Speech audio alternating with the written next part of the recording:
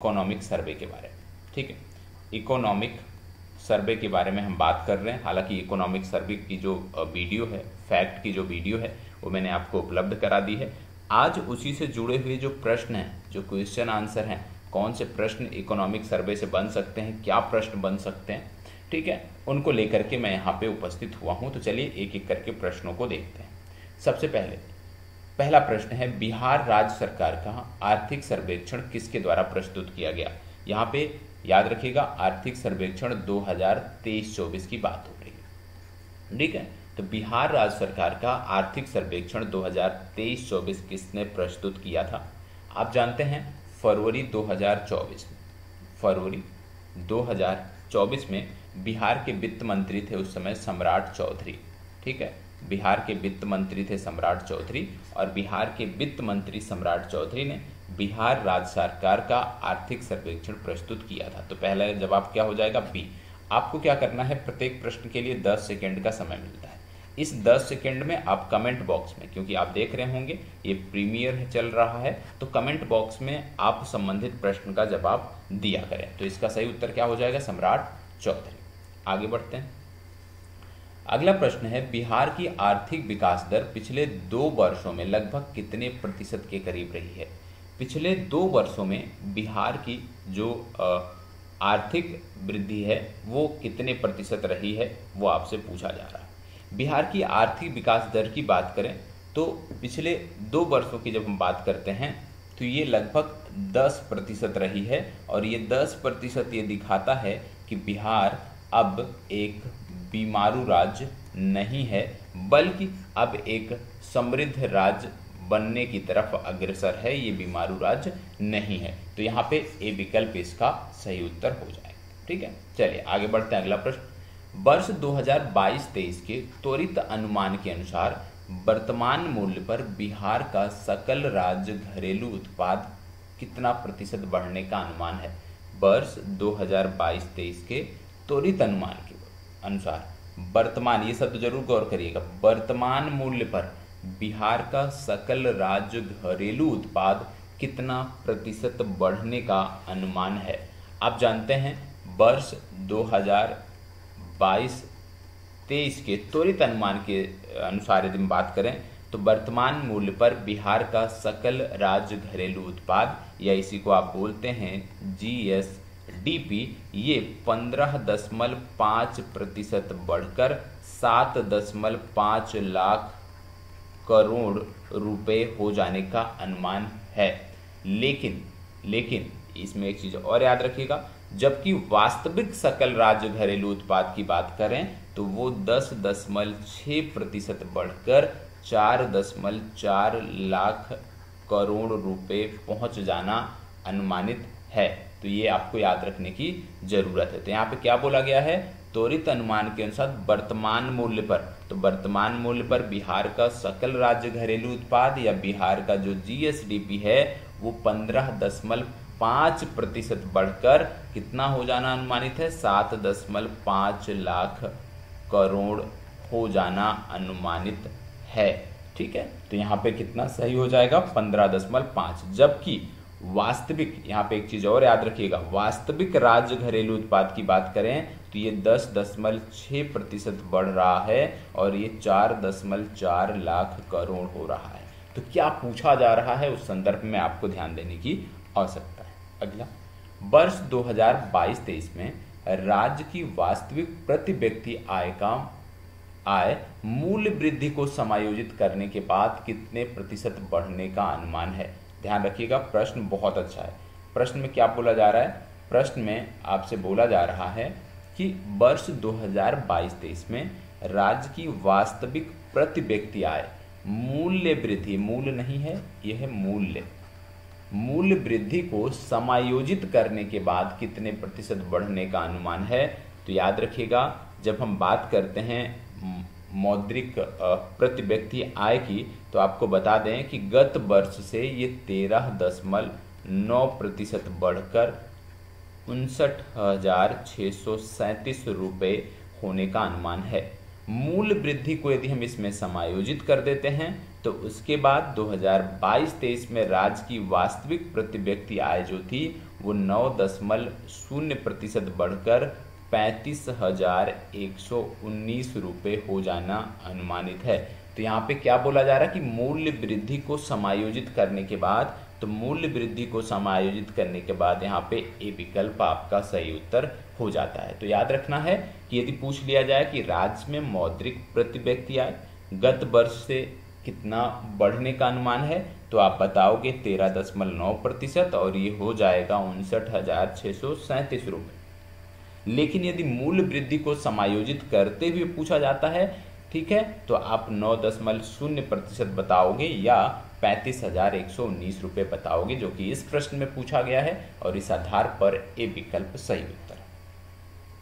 आगे, वर्ष 2022-23 के त्वरित अनुमान के अनुसार राज्य की अर्थव्यवस्था में सकल मूल्यवर्धन में तृतीय क्षेत्र का, तृतीयक होगा, तृतीयक क्षेत्र का हिस्सा कितने प्रतिशत रहने का अनुमान है?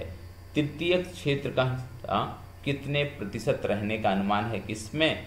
सकल मूल्य वर्धन में। याद रखिएगा। अब यहाँ पे यदि हम बात करें तो आप याद रखिएगा कि सकल मूल्य वर्धन में जो तृतीयक क्षेत्र का हिस्सा है ये 60% रहना अनुमानित किया गया है, जबकि प्राथमिक और द्वितीयक क्षेत्र की बात करें तो प्राथमिक और द्वितीयक क्षेत्र का जो हिस्सा है वो 20% है। तो प्राथमिक द्वितीयक क्षेत्र का हिस्सा 20% और तृतीयक क्षेत्र का हिस्सा 60% रहना अनुमानित किया गया है, ये आपको याद रखना है। ठीक है, चलिए, तो इसका सही विकल्प क्या हो जाएगा? डी विकल्प 60%। आगे, वर्ष 2022-23 में द्वितीय क्षेत्र की आर्थिक गतिविधियों द्वारा मूल्य वर्धन में कितना प्रतिशत वृद्धि होने का अनुमान है? द्वितीय क्षेत्र की जो आर्थिक गतिविधियां हैं उनके द्वारा मूल्य वर्धन में कितना प्रतिशत बढ़ना अनुमानित है? तो आपको बता दें कि जब वर्ष 2022-23 की बात करते हो तो प्राथमिक, द्वितीयक और तृतीयक क्षेत्रों की आर्थिक गतिविधियों द्वारा जो मूल्य वर्धन में आप कह सकते हो वृद्धि हो रही है वो है प्राथमिक क्षेत्र के कारण 6.7%, द्वितीय क्षेत्र के कारण 6.8% और तृतीय क्षेत्र के कारण 13%। तो यहाँ पे क्या बोला गया है? द्वितीय क्षेत्र बोला गया है, मतलब 6.8%। ठीक है, बी विकल्प सही उत्तर है। कहाँ से कर पाओगे? जो मैंने आपको पीडीएफ उपलब्ध कराई, पीडीएफ टेलीग्राम ग्रुप पे उपलब्ध कराई है, जो आपको मैंने सेशन दिया है, ठीक है, उस सेशन को एक बार समग्रता से देखिए, पीडीएफ को अपने पास सुरक्षित रखिए, पीडीएफ को 2 बार 3 बार रिवाइज करिए, ये सारे के सारे प्रश्न आप वहां से बना सकते हो। वर्ष 2021-22 में द्वितीय क्षेत्र का रोजगार में क्या हिस्सा रहा? अच्छा प्रश्न पूछा गया है। द्वितीय क्षेत्र का रोजगार में क्या हिस्सा रहा है, ये आपसे पूछा जा रहा है। द्वितीय क्षेत्र का रोजगार में क्या हिस्सा रहा है आपसे पूछा जा रहा है। कब की बात हो रही है? वर्ष 2021-22 में। यदि हम बात करें तो सबसे पहली बात, यदि 21-22 में सकल मूल्य वर्धन में हम बात कर लें, सकल मूल्य वर्धन में यदि हम बात करें तो प्राथमिक क्षेत्र का जो हिस्सा है 20.7%, द्वितीय क्षेत्र का भी है 20.7% और तृतीय क्षेत्र का है 58.6%। कब की बात हो रही है? ये 21-22 की बात कर रहे हैं। और इसी समय रोजगार में हिस्से की जब हम बात करते हैं तो यहाँ पे जो प्राथमिक सेक्टर है, प्राथमिक सेक्टर का हिस्सा है रोजगार में 47.8%, द्वितीय क्षेत्र की बात करें उसका हिस्सा है 25.9% और तृतीय क्षेत्र के हिस्से की बात करें तो 26.3% ये तृतीय क्षेत्र का हिस्सा है। तो ये आपको याद रखने की ज़रूरत है कि रोजगार में जो हिस्सा है प्राथमिक, द्वितीयक और तृतीय क्षेत्र का, वो आपको ये देखने को मिल रहा है। ठीक है, अब यहाँ पे रोजगार में क्या हिस्सा है द्वितीय क्षेत्र का? तो 25.9, सी विकल्प आपका सही उत्तर है। अगला, पिछले वित्तीय वर्ष से वित्तीय वर्ष 2022-23 में राज्य सरकार का कुल व्यय कितना प्रतिशत बढ़ गया है? कुल व्यय कितना प्रतिशत बढ़ गया, मतलब राजकीय वित्त व्यवस्था से जुड़ा हुआ ये प्रश्न है। राजकीय वित्त व्यवस्था से जुड़ा हुआ ये प्रश्न है। यहाँ पे आपको बता दें कि राज्य सरकार का कुल व्यय पिछले वर्ष से यदि हम बात करें तो ये 20.1% बढ़ा है और ये कितना हो गया है, ये हो गया है 2,31,904 करोड़। यदि अमाउंट पूछा जाए तो आप बताओगे 2,31,904 करोड़ रुपए हो गया है।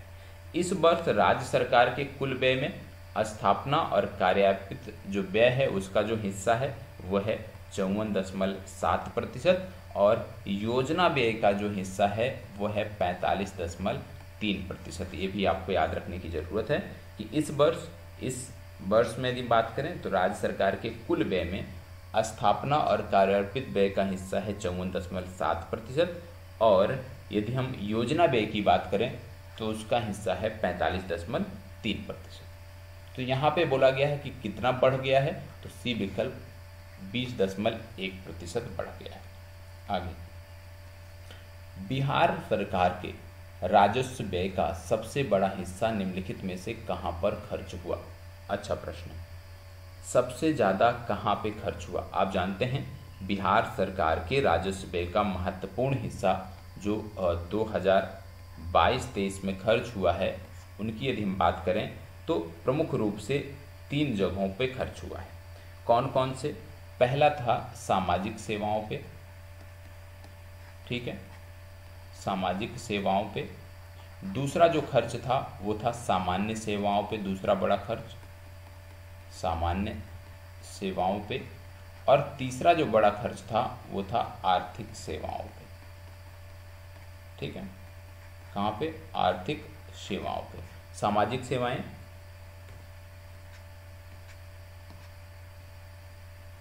सामान्य सेवाएं और आर्थिक सेवाएं। अब इसमें यदि हम बात करें तो आपको बता दें सबसे ज़्यादा हिस्सा जो खर्च हुआ वो सामाजिक सेवाओं पे खर्च हुआ और इसका प्रतिशत था 48%।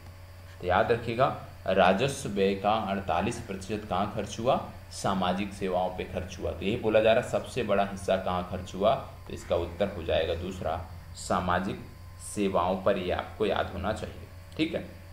और आपको बता दें कि इस मद में यदि हम 2022-23 में देखें तो 22-23 में पिछले वर्ष की अपेक्षा ये 16.1% बढ़ा है और ये बढ़कर 88,348 करोड़ रुपए पहुंच गया है, ठीक है। वहीं आर्थिक सेवाओं पे यदि हम बात करें तो आर्थिक सेवाओं पे 39,598 करोड़ रुपए और सामाजिक सेवाओं पे 56,029 करोड़ रुपए खर्च किए गए हैं। और इन दोनों श्रेणियों में जो व्यय है वो 15.9 और 14.5% था। तो यहाँ पे एक पूछा गया है तो पहला याद रखिए सामाजिक सेवाओं पे। अगला है, बिहार सरकार ने वर्ष 2022-23 में कितने करोड़ रुपए का लोक ऋण चुकाया है? कितने करोड़ रुपए का लोक ऋण चुकाया है ये आपसे पूछा जा रहा है। आपको बता दें कि वर्ष 2022-23 में राज्य सरकार की कुल बकाया देनदारी जो थी वो थी 2,93,307 करोड़ रुपए, ठीक है। राज्य सरकार ने इसमें से 2023-24 में अपना 14,351 करोड़ रुपए का जो लोक ऋण था वो चुकाया था। साथ ही साथ 15,184 करोड़ रुपए का ब्याज भुगतान किया था। तो यहाँ पे यदि पूछ लिया जाए कि कितने करोड़ रुपए का लोक ऋण चुकाया है तो वो चुकाया है 14,351 करोड़ रुपए का लोक ऋण इन्होंने चुकाया है, ठीक है। चलिए अब इसके बाद देख लेते हैं आगे। अगले प्रश्न पे मैं आपको थोड़ा सा टाइम दे रहा हूँ, इस पे आप बताइएगा कि इसका जवाब क्या होगा। आपके पास 20 सेकेंड का समय है।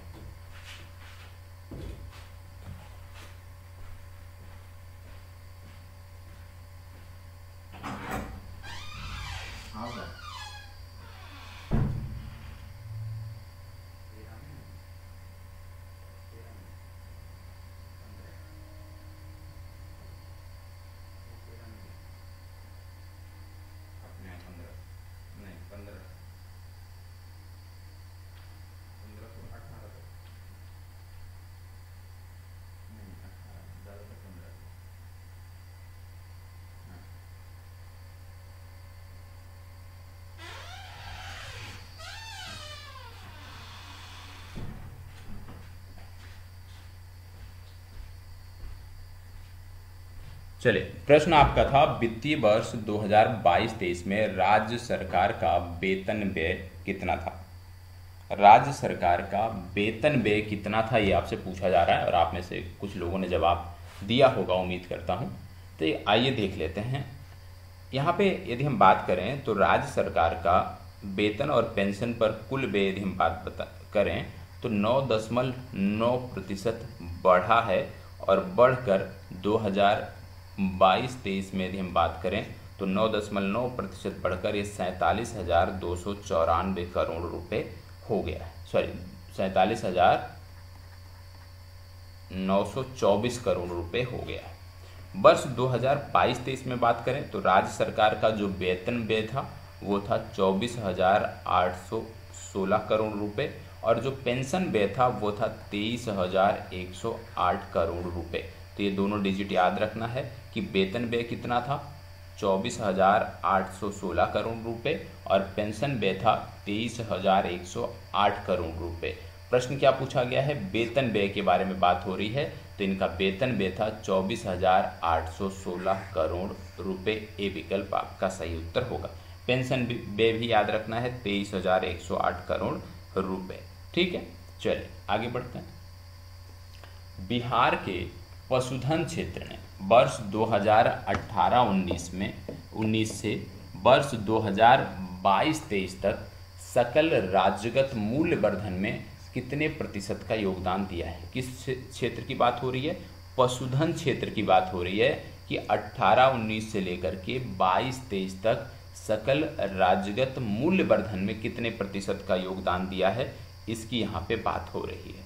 तो यहाँ पे यदि मैं आपको बताऊं तो आपको एक डेटा याद रखना है कि कृषि एवं सहवर्ती क्षेत्रों की यदि हम बात करें, कृषि एवं सहवर्ती क्षेत्रों की यदि हम बात करें तो आप कह सकते हो कि सकल राज्यगत मूल्यवर्धन में कृषि एवं सहवर्ती क्षेत्र का लगभग 20% योगदान है।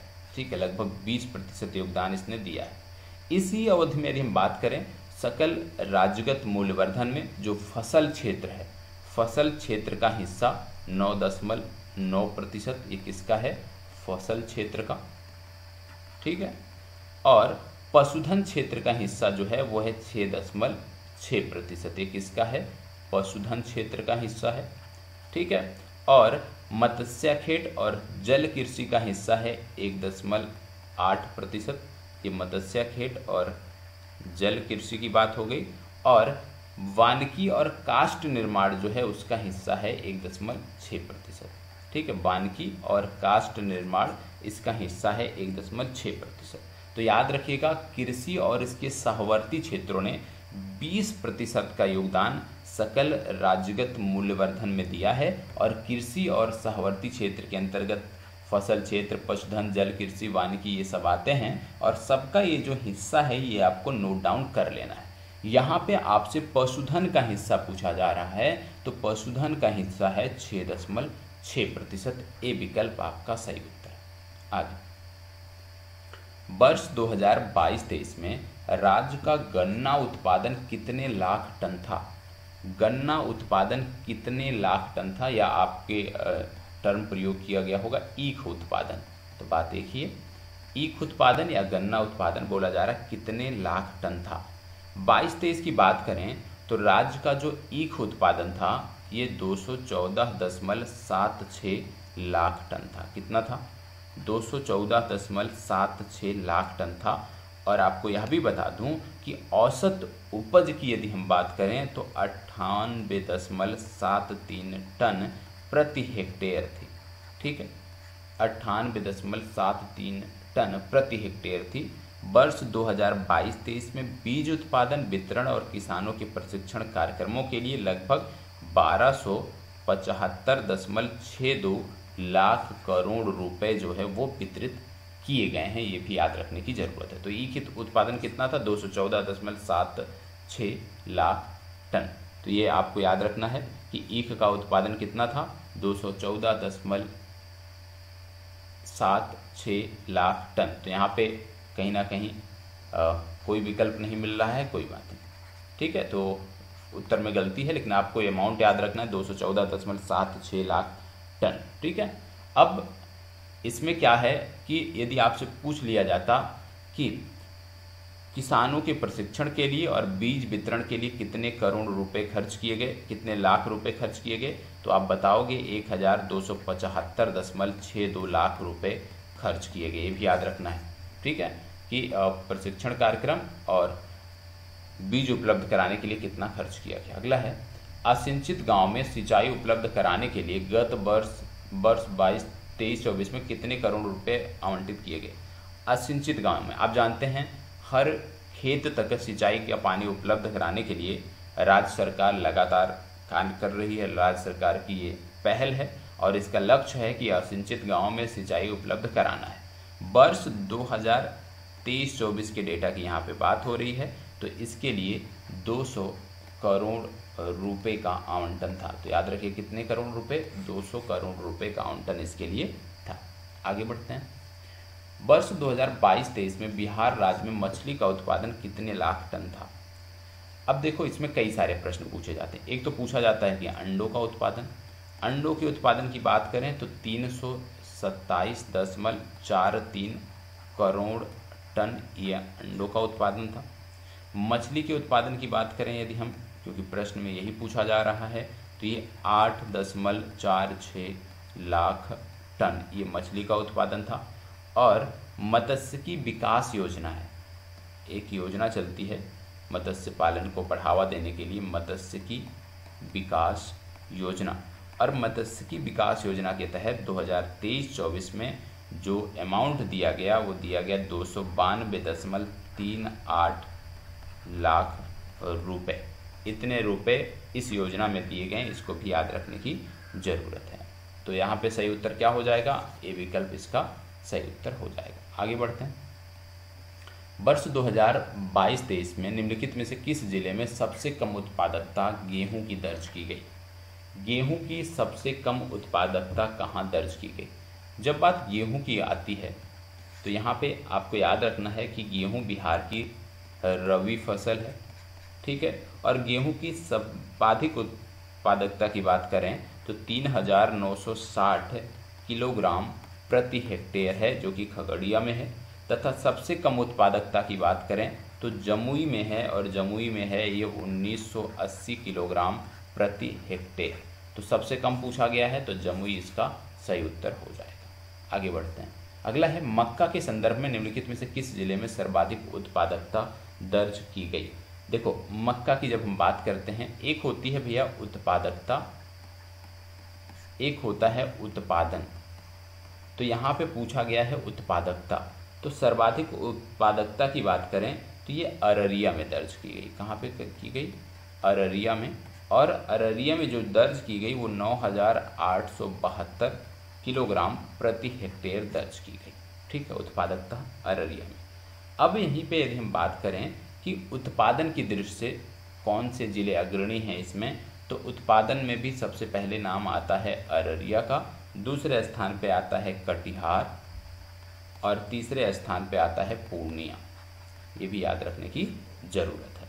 अब यहीं पे मक्का का हो गया और गेहूं का हो गया। चावल का भी हम देख लेते हैं, चावल से जुड़ा हुआ प्रश्न नहीं रखा गया है तो चावल के बारे में देख लेते हैं। चावल के बारे में यदि पूछा जाए तो आप जानते हैं बिहार की प्रमुख फसल है।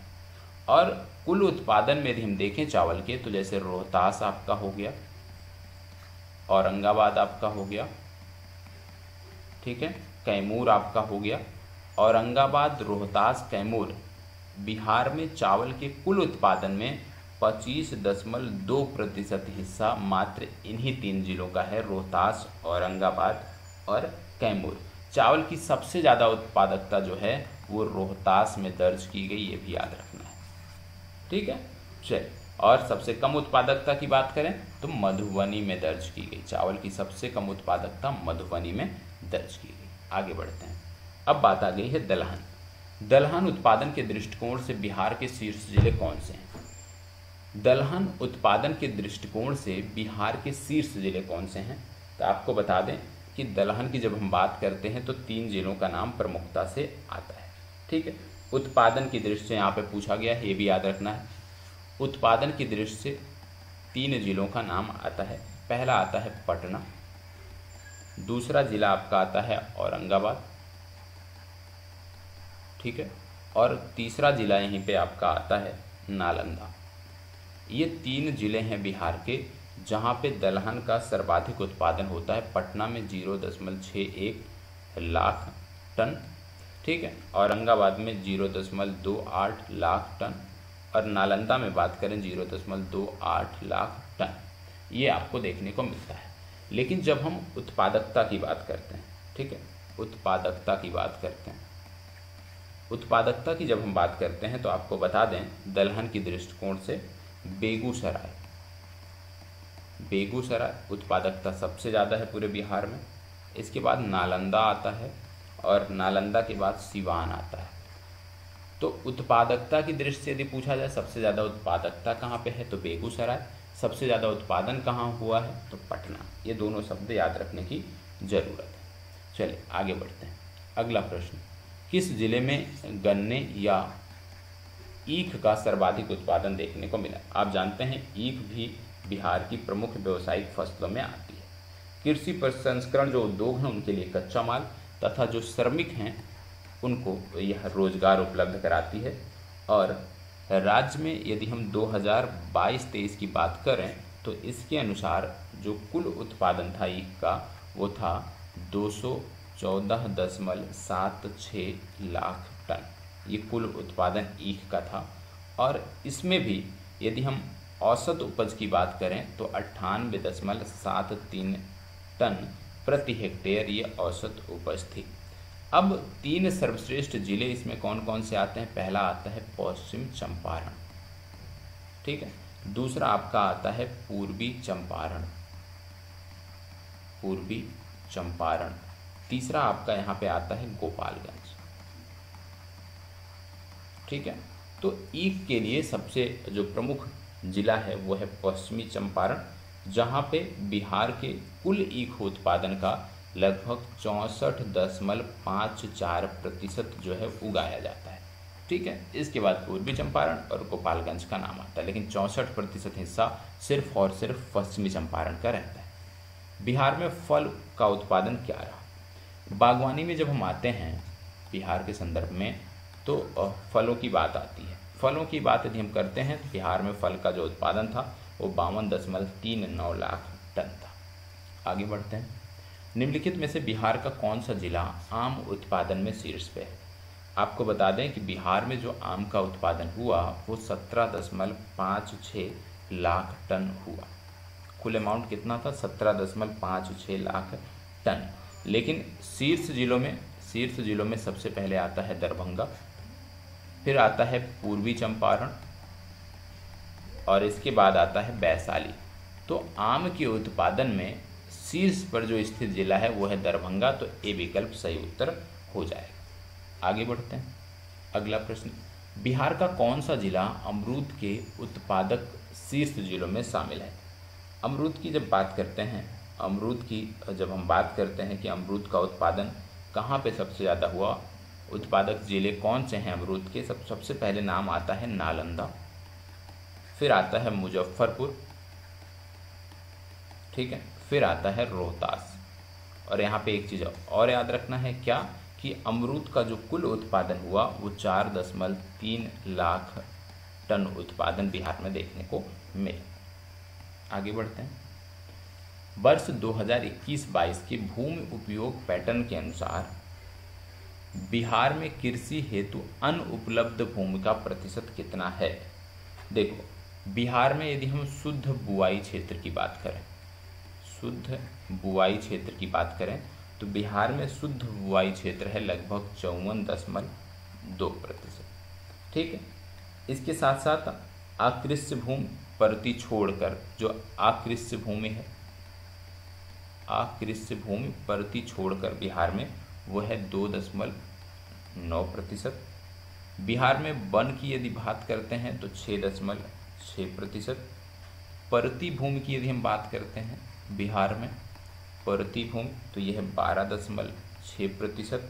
और कृषि हेतु अनुपलब्ध भूमि की यदि हम बात करते हैं तो यह है 23.3%। तो यहाँ पे ए विकल्प आपका सही उत्तर हो जाएगा। अभी जब हम बागवानी देख रहे थे तो हमने आम की भी बात की, अमरूद की भी बात की, ठीक है। और कुछ चीज़ें बच गई हैं जैसे केले का उत्पादन। तो बिहार में केले का जो कुल उत्पादन था वो था 20.04 लाख टन, याद रखना है, ठीक है। बिहार में केले के उत्पादन में सर्वश्रेष्ठ जो जिला है वो है मधुबनी, ये याद रखना है। इसी के साथ लीची की बात भी आती है। लीची की जब बात करते हैं तो लीची का कुल उत्पादन था 3.09 लाख टन, और लीची के उत्पादन में जो जिला शीर्ष पे है वो है मुजफ्फरपुर। शाही लीची आपको याद होगा, ठीक है। तो ये भी याद रखने की ज़रूरत है। संपूर्ण बागवानी यहाँ पे आपकी कवर हो जाती है। आगे बढ़ते हैं तो बात आ रही है चतुर्थ कृषि रोड मैप के अनुसार राज्य सरकार अगले 5 वर्षों में गुड़ की कितने इकाइयों की स्थापना करने जा रही है। आप जानते हैं चतुर्थ कृषि रोड मैप मतलब 2023 से 28 की बात हो रही है। इसके अंग के तौर पे यदि हम देखें, इसके अंग के तौर पे तो अगले 4 वर्षों में अगले 405 इकाइयों की स्थापना हो रही है। बी विकल्प सही उत्तर है। अगला, निर्माण, परिवहन, संचार, व्यापार एवं होटल क्षेत्र का बिहार की अर्थव्यवस्था में संयुक्त रूप से कितना प्रतिशत हिस्सा है। तो यहाँ पे याद रखिएगा कि संयुक्त रूप से इनका है 37% हिस्सा, ठीक है। तो 37% बी विकल्प आपका सही उत्तर होगा। अगला प्रश्न, बिहार में उपलब्ध विद्युत क्षमता का कितना प्रतिशत ताप विद्युत से है। तो याद रखिएगा बिहार में 2021-22 के जो आंकड़े हैं उनके अनुसार लगभग 31% बिजली नवीकरणीय स्रोतों से आई है और 69% जो बिजली है वो ताप विद्युत से आई है और 31% नवीकरणीय से आई है, ठीक है। चलिए आगे बढ़ते हैं। निम्नलिखित में से कौन सा जिला वर्ष 2021-22 के आंकड़ों के अनुसार सबसे गरीब जिलों में शामिल है। सबसे गरीब जिलों में कौन सा शामिल है। तो सबसे गरीब जिलों में जो शामिल है वो आता है आपका शिवहर, ठीक है। यहाँ पे प्रति व्यक्ति आय 18,980 रुपये, और सबसे अमीर जिलों में, सबसे समृद्ध जिलों में आता है पटना। तो ये दोनों चीज़ें याद रखना है, मतलब शिवहर इसका सही उत्तर होगा। अगला प्रश्न, प्रति वर्ष में प्रति 1000 व्यक्ति रसोई गैस की खपत के मामले में कौन सा जिला शीर्ष पर है। तो रसोई गैस की खपत के मामले में यदि हम बात करें शीर्ष पर कौन सा जिला है तो पटना शीर्ष पर है, ये याद रखना है, ठीक है। सब न्यूनतम स्थान पे कौन सा है तो न्यूनतम स्थान पे आता है अररिया, ठीक। अगला प्रश्न ये आपके लिए अभ्यास प्रश्न है, इसका जवाब आप कमेंट बॉक्स में दोगे। वर्ष 2022-23 के त्वरित अनुमान के अनुसार बिहार की मौद्रिक प्रति व्यक्ति आय कितनी है, इसका जवाब हमें कमेंट बॉक्स में चाहिए। और आज का सेशन कैसा रहा है ज़रूर बताइएगा। अभी इससे जुड़ा हुआ, बजट से जुड़ा हुआ है तो आर्थिक समीक्षा थी, बजट से जुड़ा हुआ एक सेशन मैं और लेकर के आऊँगा और वहीं पे इकोनॉमिक सर्वे और बजट समग्रता से समाप्त हो जाएगा। लेकिन उससे पहले बजट की आपको वीडियो मिलेगी जिसमें फैक्ट होंगे, PDF होगी, और उसके बाद ही प्रश्नोत्तरी सेशन आपको देखने को मिलेगा। तो सेशन कैसा लगा कमेंट बॉक्स में ज़रूर बताइएगा। अगला सेशन चाहिए या नहीं चाहिए, क्या सुधार करना है, इन सब को लेकर के आप कमेंट बॉक्स में हमें अवगत करा सकते हैं। धन्यवाद, बहुत बहुत आभार।